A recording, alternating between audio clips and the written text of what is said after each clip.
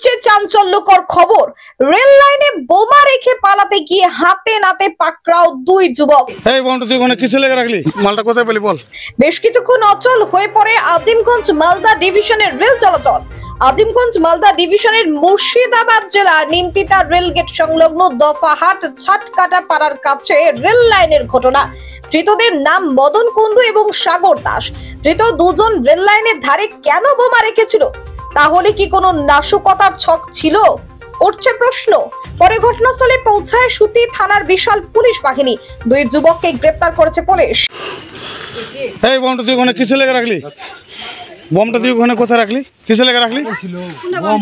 Bomb কে ছিল? তুই বলটা কিনে পালি? মালটা কোথায় পেলি বল? রাজকুমার লাগাবো নাকি? হ্যাঁ হাত ধর থাক,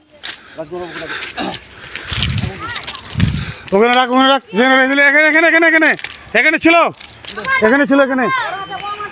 হ্যাঁ এই দেখেন স্টেশনের উপরে বোম রেখে পালাচ্ছিল, আমরা তাড়া করে ধরেছি।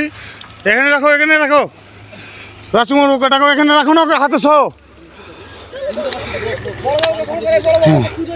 এখানে রাখো না, ওকে ওকে সহ এখানে রাখো।